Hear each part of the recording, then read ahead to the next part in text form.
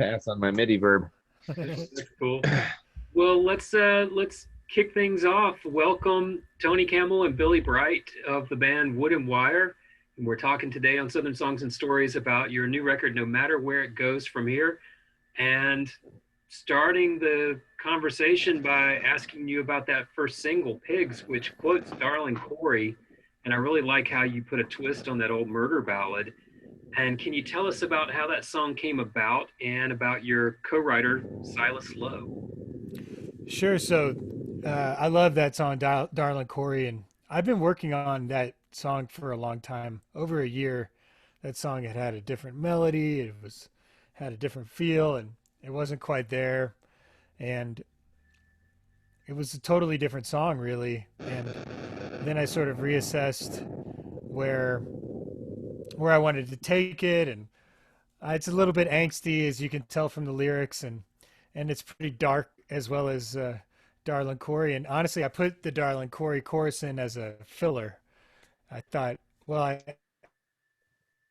need something just to put some gasoline on the fire. I thought it might help uh, inspire me for something else. But then I kind of thought it was cool that way. Um, and as far as Silas goes, Silas and I were working on a different song together. Um, Silas is a fantastic songwriter. He lives in Nashville. His last record, Wandering Father, Forgotten Son, was one of my favorites of 2018. And he's a good friend and cohort, if you will. We were working on a different song, and the bridge on Pigs wasn't completed, and I was just sort of stuck there. And I took a few of Silas's lyrics from that other song and applied them to this song, with his approval, of course. And so that was his contribution, and really it rounded out the entire song. I couldn't have gotten that last bit without it, really. But I like intense songs. I like intense sounds. I tend to gravitate towards that. Some might say I should probably lighten it up some as far as a sonic intensity level on some of my writing, but uh, and write some more slow songs. But I don't know. I was like a big psychedelic rock fan and stuff, and so I like that Don't listen to them. intense feel. I know. Yeah, you're right, man. You need to stop listening to other people. But that's about it. I mean, it's definitely different than a lot of the stuff that I've written, and I think that's one of the reasons that I was excited to share it with the guys. And they made it what it is now. This sort of epic sounding uh, thing that and how it exists now. So Well, that goes to my next question, which is your backgrounds in wood and wire and things other than bluegrass. You've got some jazz, you've got punk, rock. Members of your band have all had those sort of paths before you became wood and wire. Could you walk us through where those influences appear in your music now, or really just anything, even if you hadn't played it before wood and wire? yeah, I think that it's really difficult to think of specific examples, but I think where you really hear it is in the uniqueness of what our music is. I mean, it has its own. It's we've been told anyway that it's unique amongst the genre of acoustic music, and it has its own. We've sort of carved out our own little feel, and I don't know if if we don't sit down and go, we want to write a song that's sort of punk rock or jazzy. It just sort of comes out in the way that we work together, I think. So I'm not sure I could find a specific example. Maybe Billy can, but in some of our punk rockness, I wasn't a punk rock fan, and but what I am a big fan of in punk rock is the punk rock attitude of doing things differently and going against the grain, and I've learned that from my cohort here, Billy Bright, as well as Trevor, and having sort of learned some of that history. Um, so I think some of our sort of screw it, let's just try it attitude comes from that, maybe. I'm not sure. I think your Yeah, structure in some of those songs also lends itself. I mean, it's very bluegrass, but it's not got some of that same sort of like, okay, here's the mandolin solo, okay, here's the banjo solo. That sort of structure is largely absent, which I find kind of refreshing. Cool. Billy was going to say something. Oh yeah, just I mean, just to play into what we're talking about here regarding the background, and then the what you're saying, Joe, about the songs and the song structure is I I I think a lot of the for me a lot of the sonic background comes in that way, like sort of I feel like, because I mean, as much as we can say that we all come from, you know, diverse backgrounds, musically speaking and otherwise, I'm sure as well. We can also say that one thing that we share in common is an intense uh, fondness and admiration for the extreme high quality acoustic music that exists out there across the spectrum. From, you know, for me, my introduction to tone and tonality was like with David Grisman and Dog Music and Tony Rice and all that stuff. And everyone kind of comes at the acoustic side of it from different angles.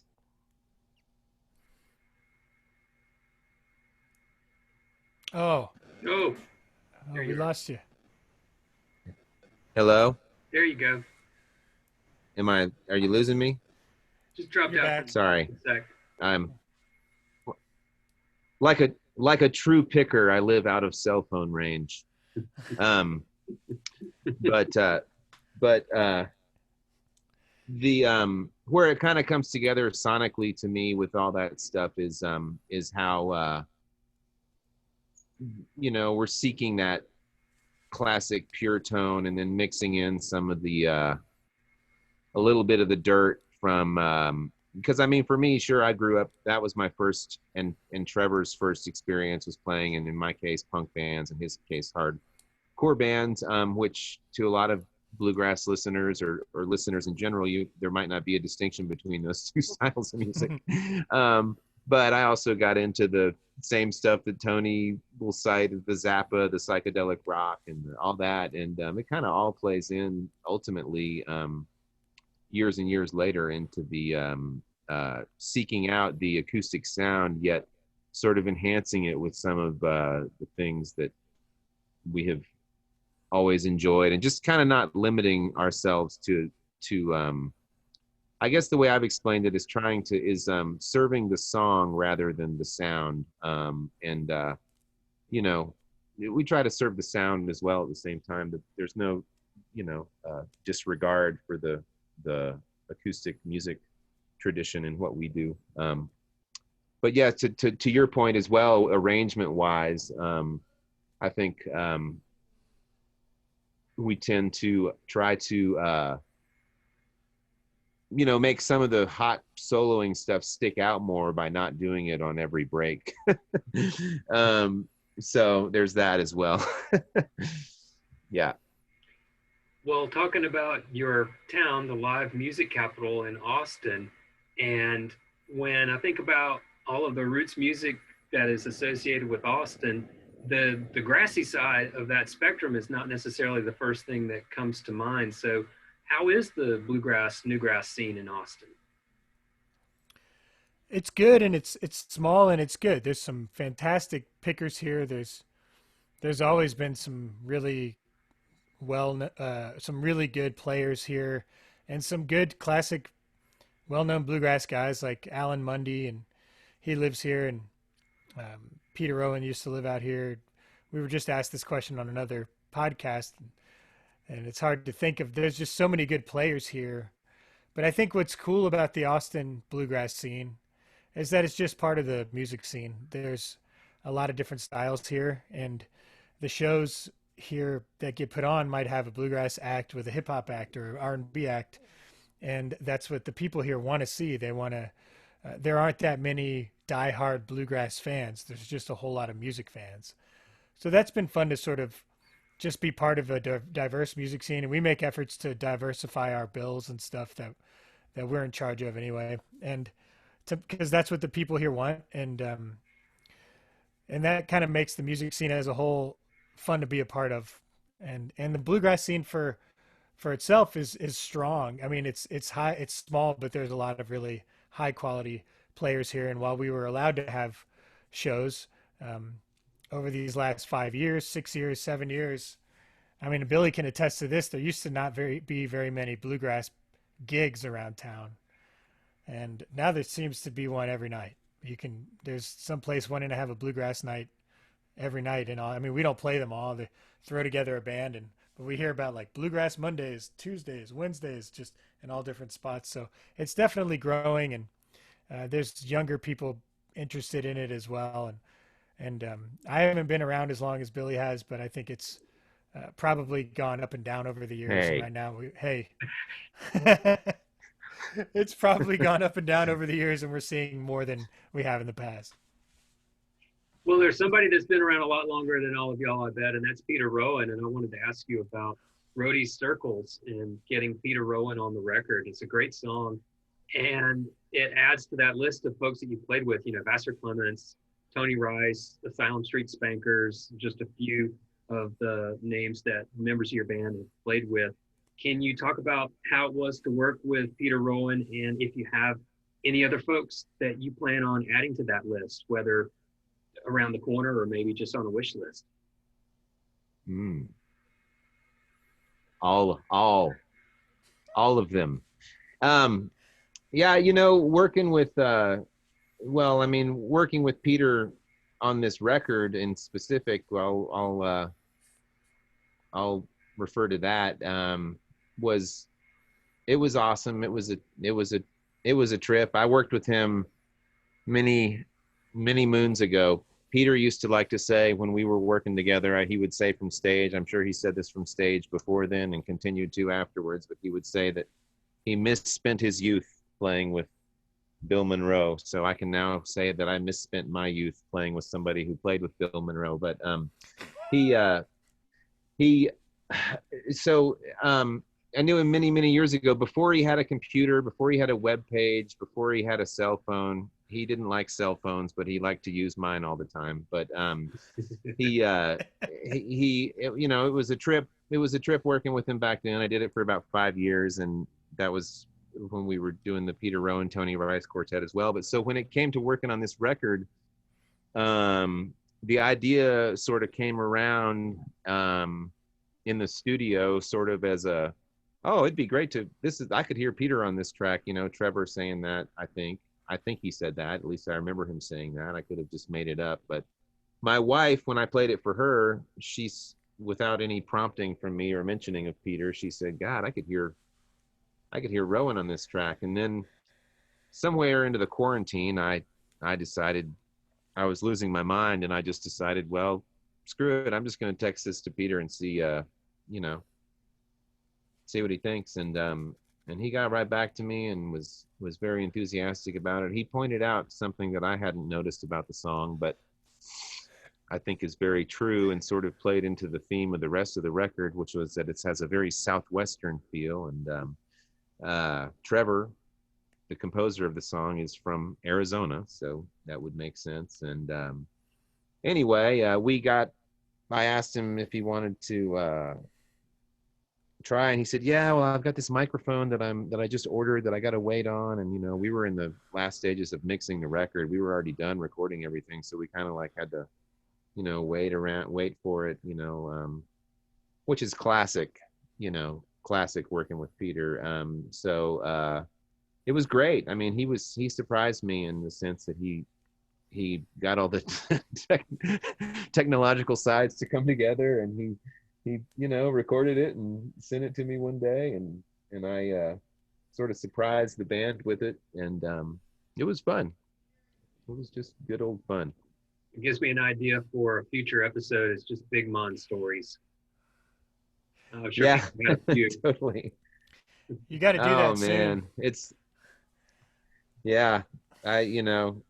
man, I remember it was the biggest trip when I first went to Nashville with him. I mean, my first gig in Nashville was with Peter, playing at the Ryman Auditorium with Bela Fleck on banjo and Vassar Clements on fiddle and Tony Rice on guitar. And that was my first trip to Nashville, and it's been pretty much downhill ever since then. But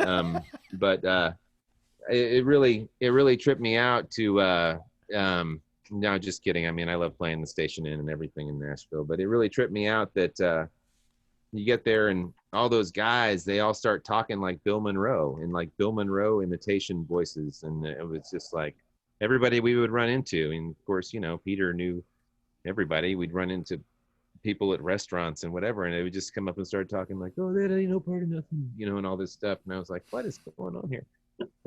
So yeah, he's got a truckload of them. I love that new song of his, that Carter Stanley's Eyes, where he said, Yeah. you know, that's a great story in and of itself, that recording. Yeah, it is. It sure is. I want to ask you a bit about culture and Southern culture, and if you think that Wood and Wire's music might reflect anything specific about Southern culture, whether that's in a broad sense or just in Austin or Arizona or wherever. Sure, I think we're not all from the South, but the music certainly has just by virtue of playing, quote, bluegrass music, I think it at least gets stereotyped as part of Southern culture, and it is.